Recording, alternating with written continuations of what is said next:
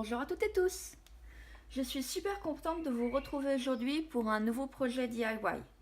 Alors aujourd'hui, on va parler Junk Journal.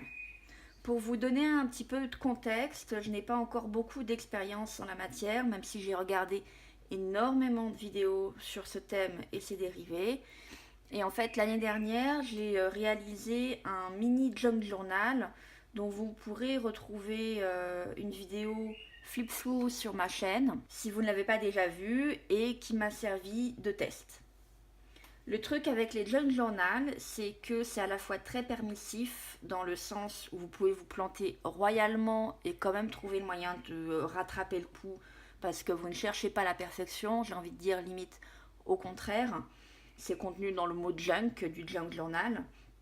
Mais d'un autre côté, c'est aussi quelque chose qui demande beaucoup plus de préparation et de réflexion qu'il n'y paraît. Et donc, l'année dernière, avant de m'embarquer dans un projet pour lequel je pourrais tout à fait avoir les yeux plus gros que le ventre, j'avais réalisé un mini junk journal juste pour voir si ça me plairait ou pas de me lancer dans quelque chose d'en plus ambitieux. Et dans ma tête, du coup, ce junk journal ne comptait pas, c'était le numéro 0 avant de voir si j'allais vraiment faire quelque chose avec cette thématique que j'adorais regarder en vidéo. Et puis l'été dernier, mon amie Vicky m'a parlé de son dernier projet de roman qu'elle comptait écrire en novembre à l'occasion du NaNoWriMo. Si vous ne connaissez pas en 2 mots, c'est un défi lancé sur Internet de façon mondiale où vous avez les 30 jours de novembre pour écrire un roman, c'est-à-dire 50 000 mots, ce qui est beaucoup plus difficile que ça ne peut paraître comme ça. Si ça vous intrigue, que vous ne connaissez pas, vous avez plus de détails, je vous laisserai chercher sur votre moteur de recherche. Et donc quand Vicky m'a parlé de son projet, je me suis dit, bon sang, mais ce serait parfait pour un junk journal, je pourrais lui faire la surprise et lui offrir en tant qu'encouragement pour maintenir le rythme pour le nano. Le truc, c'était que c'était un projet hyper ambitieux, surtout pour quelqu'un qui n'avait pas encore vraiment fait de junk journal dans sa vie. Et donc, avant de me lancer là-dedans, puisque c'était pour un cadeau et que j'avais vraiment envie de lui faire quelque chose de bien, je m'étais dit que j'allais en faire un vrai, cette fois, test pour commettre toutes les erreurs sur celui-là et en passant au junk journal pour Vicky, que ce soit parfait. Autant vous dire que est arrivé novembre et que non seulement j'avais pas débuté le junk journal pour Vicky, mais que j'avais même pas débuté le premier junk journal que je voulais faire pour faire toutes mes erreurs. Résultat, je suis directement passée au junk journal pour Vicky, qui m'a pris environ 2 mois à réaliser, mais dont je suis quand même très fière et dont je pourrais vous montrer aussi un flip-through parce que avant de le lui offrir, j'avais fait quand même une vidéo pour moi garder une trace de ce que j'avais fait. Et m'est resté sur les bras ce junk journal numéro 1 qui en est resté au stade de la pré-couverture. Sur ce, arrive Angélique de la chaîne Mes Envies Créatives qui lance à nouveau un tirage au sort sur sa chaîne où pour participer, il faut lui envoyer une création, peu importe laquelle. Et donc je me suis dit, puisque de toute évidence, pour que j'arrive à faire quelque chose, il me faut un objectif et une échéance, je vais faire ce fichu junk journal et arrêter d'avoir ce sentiment d'échec dans la bouche. Pourquoi je vous raconte tout ça ? Parce que si je devais faire un junk journal aujourd'hui vraiment en partant de rien, je m'y prendrais pas de la même façon pour faire la couverture. Sauf que je sais aussi que tant que je n'aurai pas fait quelque chose avec cette pré-couverture-là, même si je réalise des dizaines de junk journal, je vais continuer d'avoir ce sentiment de frustration et d'échec dont j'ai envie de me débarrasser. Donc du coup, ça va être un défi supplémentaire. On va utiliser cette pré-couverture. Alors pourquoi je vous dis que si je devais débuter le projet aujourd'hui depuis le début, je m'y prendrais autrement. D'abord, parce que au niveau de l'épaisseur ici, c'est vraiment pas épais. Vous voyez, j'ai commencé à préparer un petit peu l'intérieur. Il n'y a pas énormément de pages, mais si j'essaie de placer déjà dans le junk journal sans serrer, vous voyez, il n'y a même pas encore les embellissements, etc. dedans. Et la couverture, clairement, la tranche, elle n'est pas assez épaisse. Ensuite, ben, j'ai déjà fait les trous. Et les trous, j'en ai fait 3. La façon dont ils sont placés, c'est pas top top. J'ai pas encore fait les trous sur les pages, donc je sais pas encore si ça va correspondre. Il y a de très fortes chances pour que ça parte dans tous les sens. Et à choisir, quitte à ce que du coup la couture soit apparente, j'aurais fait les trous, je pense, différemment pour pouvoir faire un motif. Quitte à ce qu'on voit les fils, autant que ce soit joli.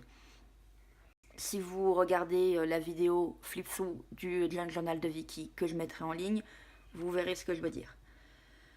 Mais surtout à l'heure actuelle, en fait, si je devais faire un Junk Journal, je m'arrangerais pour qu'on ne voit pas les coutures. Sauf que là, c'est trop tard. Je ne m'y prendrai pas non plus de la même façon. Donc là, en fait, j'ai 2 morceaux de carton que j'ai pas découpés. Hein. J'ai pris directement les petits calendriers de ce format-là. J'ai par contre découpé sur un autre calendrier plus grand le carton pour faire la tranche. Et j'ai collé du tissu pour pouvoir faire la reliure et garder une vague souplesse. Je pense pas que je m'y prendrai de cette façon-là. D'abord parce que le tissu il est pas super bien. Vous voyez que là il est beaucoup plus grand que ici. Mon autre limitation aussi, c'est que comme j'avais déjà découpé les papiers de scrapbooking qui se trouvent ici, maintenant qu'ils sont déjà prédécoupés, je vais les utiliser. Donc là aussi, c'est trop tard pour changer, toujours pour ce sentiment de frustration dont j'ai envie de me débarrasser. Donc ce que j'avais déjà préparé à la base pour ce Junk Journal, je vais l'utiliser. Sauf que vous voyez que si je colle mon papier de scrap comme ça, ou comme ça, je me souviens même plus en fait quelle combinaison de couleurs. Je crois que j'avais décidé ça pour l'extérieur, ça pour l'intérieur. Mais on pourrait tout aussi bien faire ça et ça. Oh, ça va mieux avec la couleur du tissu. On va faire ça comme ça. Mais du coup, idiote que je suis, j'avais pas pensé que au niveau de l'épaisseur ici, ça va faire moche.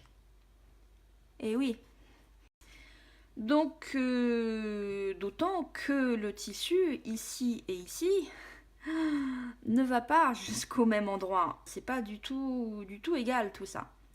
Donc je sais pas encore comment je vais me débrouiller. Pour l'instant, ma vague idée, c'est de mettre un coup de peinture sur la tranche pour la décorer un petit peu. Je sais pas si ça va me plaire ou pas. J'ai envie de l'essayer dans les tons dorés ou peut-être bronze. Et en me disant que au pire, sinon, je le repeindrai en noir. Troisième truc qui a été un petit peu galère, c'est le format. Clairement, à présent, si je dois faire un junk journal, je m'embêterai pas. Je prendrai tout simplement un format A5, c'est-à-dire une page A4 pliée en deux, ce qui est un peu plus grand que ça. Là, j'avais pas voulu m'embêter à découper le carton, mais du coup, je me suis retrouvée à m'embêter à découper les pages. C'est pas mieux.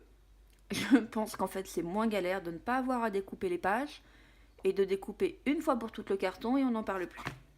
J'ai donc commencé un petit peu, avant de vous filmer cette vidéo, à préparer des pages. Donc le week-end dernier, j'en ai reteint au café de plusieurs sortes différentes. Comme j'ai fait 2 séries de trous, ça veut dire que je vais avoir 2 livrets. Donc voilà, je les ai préparés là. J'ai commencé un petit peu, vous voyez, il y a des petites choses qui dépassent, à réfléchir à ce que j'allais faire. Comme je vous disais, les junk journal, ça demande quand même plus de préparation et de réflexion qu'il n'y paraît. Donc ce que j'aime bien faire en fait, c'est me mettre des post-it pour me souvenir qu'est-ce que j'allais faire sur certaines pages, m'assurer que c'est à peu près réparti de façon harmonieuse le long du junk journal, c'est-à-dire que je me retrouve pas avec toutes mes idées sur les 10 premières feuilles et puis après plus rien. Essayer de répartir un petit peu aussi les jeux d'épaisseur. Voilà, donc je vais pas trop vous montrer ce que j'ai préparé, mais j'ai différents types de pages. Donc celle-là, je crois que c'est une feuille à dessin, ce qui est l'un de mes supports préférés en fait, parce que c'est plus épais qu'une feuille d'imprimante. Donc du coup, ça résiste mieux au fait d'être mouillé avec du café et ensuite séché.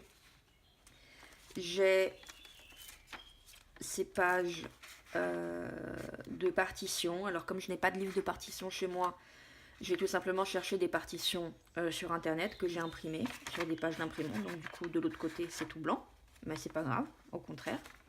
Et donc ensuite j'ai teinté ça avec du café. J'ai des enveloppes, j'ai des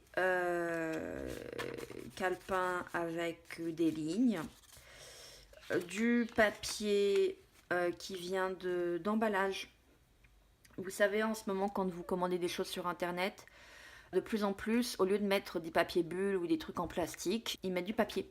Et ça, c'est vachement mieux pour l'écologie. Mais du coup, comme ils sont gris ou un peu craft, je les garde. Alors j'en ai plein, j'en ai beaucoup trop.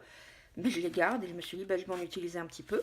Donc il est mal découpé et froissé, mais c'est pas grave. C'est du junk journal. Donc plus c'est vieux, plus c'est abîmé, mieux c'est. Voilà, des trucs un peu tachés et voilà, avec des post-it. J'ai aussi commencé à sortir des bouts de tissu, tout ça. J'ai un petit bout de dentelle qui traîne là. Je vais peut-être utiliser la dentelle rose que j'ai teintée avec du café et que je vous montrerai dans mon dernier haul action. Je sais pas encore, mais en tout cas elle est là. J'ai ce ruban de toile de jute, j'aime beaucoup me servir de la corde et de la jute, donc c'est pas impossible que j'en mette un petit peu. Ou comment, j'en ai encore aucune idée. J'ai fait le tour des embellissements que j'avais déjà fabriqués avant, certains week-ends où je m'ennuyais, où j'avais rien à faire. Donc je me suis dit, peut-être. Ça aussi, un mini macramé que j'avais réalisé un soir. J'en ai fait quelques-uns comme ça, que j'aimerais bien utiliser parce que je sais pas du tout quoi en faire maintenant que je les ai. Donc lui aussi je l'avais teint avec du café à la base. La ficelle était toute blanche. Je sais pas, je me dis ça peut faire un marque-page peut-être ou quelque chose. J'en sais rien. J'ai ressorti plein d'attaches parisiennes Brads décorées Action. Quelques ornements Action aussi, des petites clés, tout ça, des trucs que j'aime bien mettre. J'ai des post-it que j'avais teints avec du café. Alors là, ça colle pas, mais avec un petit peu de colle, je pourrais toujours les réattacher. J'ai des petits morceaux de papier de scrap qui me restent. Un petit tissu qui est le même que j'ai utilisé pour coller sur ma reliure. Du découpage. Voilà, j'en ai plusieurs de pages, mais j'ai sorti celle-ci parce que je trouve que c'est quand même plus facile si vous décidez d'un thème. Il vous faut une ligne directrice parce que les junk journal, ok, c'est du junk. Il vous faut quand même un minimum de direction parce que sinon ça va pas être harmonieux. Il faut être harmonieux dans le bazar. Voilà, c'est ça le mot du junk journal.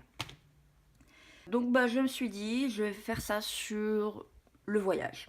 C'est hyper général comme thème, mais du coup, il y a matière à faire pas mal d'embellissements. Donc c'est pour ça que j'ai sorti celui-là, parce que il y a différents timbres. Alors je sais pas, vous l'avez vu aussi peut-être dans ma vidéo flip-through du mini junk journal.